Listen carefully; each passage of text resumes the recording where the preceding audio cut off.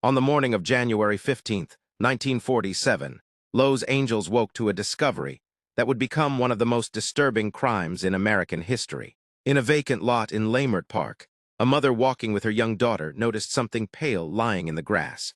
At first, she assumed it was a store mannequin, perfectly white, unnaturally posed and split into pieces. But as she moved closer, a horrifying truth took shape. It wasn't a mannequin. It was a woman severed cleanly in half, drained of blood, and positioned deliberately as if for a gruesome display. The victim was soon identified as 22-year-old Elizabeth Short, a hopeful actress chasing her Hollywood dreams.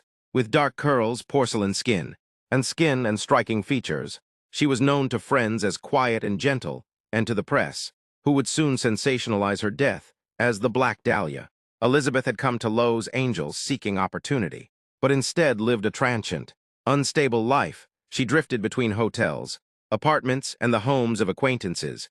Her final confirmed sighting was at the Biltmore Hotel on January 9th. Witnesses say she was waiting for someone, though no one knows who. For 6 days after she left the hotel, she vanished. When she reappeared, it was in the worst way imaginable. Detectives arriving at the scene were stunned. Elizabeth's body had been methodically washed. Ligature marks circled her wrists, ankles, and neck, suggesting she'd been bound.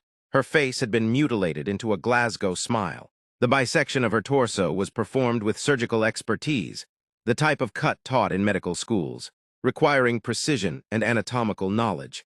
Most telling, there was no blood at the site. She had been killed elsewhere. The lot was only her stage.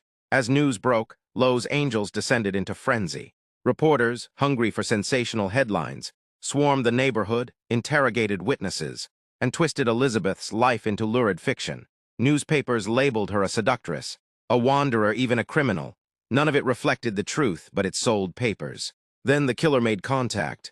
Just days after the discovery, a package was mailed to the press containing Elizabeth's personal belongings, photographs, handwritten notes, and an address book. Everything had been wiped clean with gasoline, mirroring the condition of her body. A note assembled from cut-out letters declared, "Here is Dahlia's belongings." This chilling communication confirmed what investigators already feared. The killer was watching the investigation. Over the years, more than 150 suspects were interviewed. Many confessed falsely. Others had compelling stories but no evidence. Yet 2 names stand out as the strongest possibilities. Dr. George Hodel, a wealthy, brilliant, but deeply disturbed surgeon, lived minutes from where the body was found.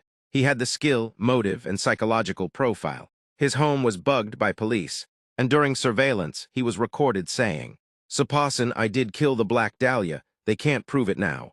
Soon after, he fled Los Angeles.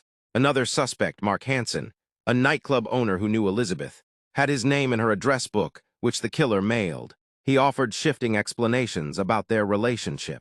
Still, no suspect was ever charged. Police corruption destroyed evidence.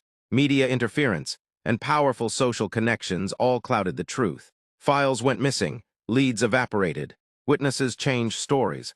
The Black Dahlia case became a maze of dead ends.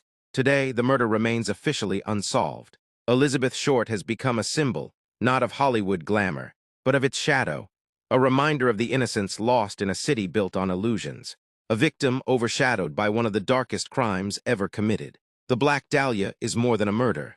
It is a mystery carved into the history of Los Angeles, one that refuses to fade.